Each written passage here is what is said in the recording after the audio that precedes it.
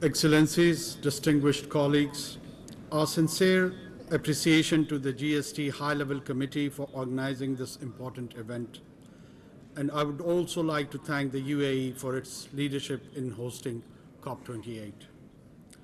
We have all come to Dubai with one aim, ensuring that the planet remains livable for our children and our children's children.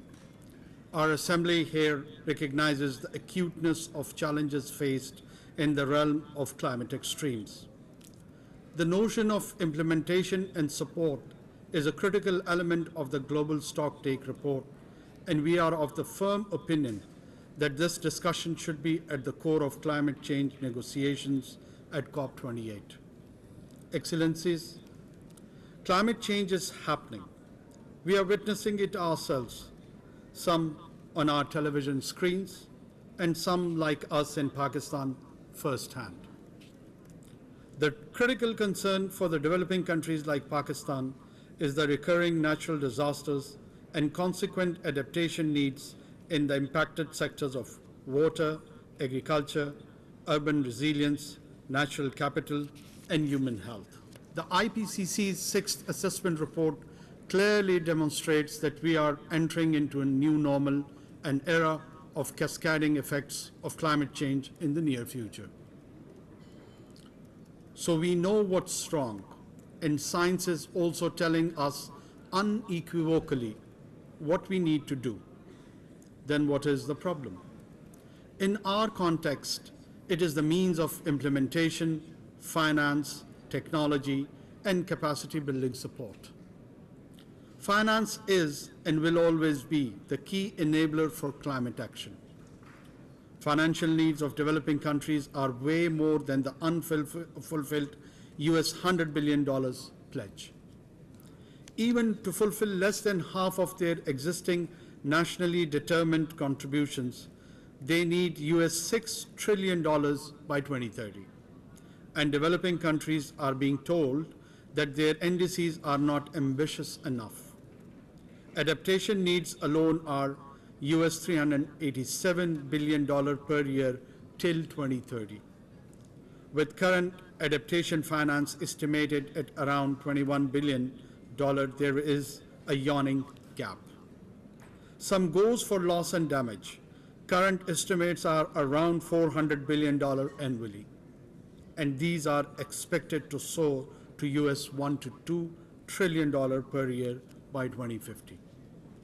Ladies and gentlemen, outcomes of GST at this COP must clearly highlight this enormous gap between the finance mobilized and needs of the developing countries. It should also obligate the developed countries to urgently rectify shortfalls in their finance commitments under the Paris Agreement.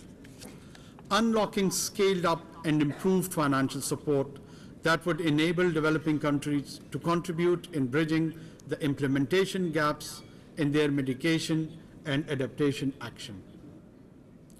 Moving forward, we believe outcomes of the GST are well timed to guide the critical discussion in 2024 on setting the post-2025 new collective quantified goal on finance commensurate with the needs of developing countries.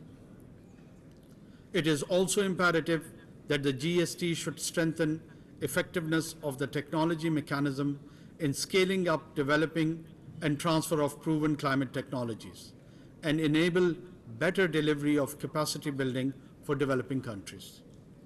The need for reform of the international financial architecture also require sharper focus. Excellencies, regarding the technology transfer, we propose to focus on key and high-emitting sectors with joint indicators, functioning solutions, time frames, and enabling conditions needed to put in place green technologies. Ladies and gentlemen, on capacity building, we require scale-up support to developing countries and greater coherence and coordination across the United Nations system.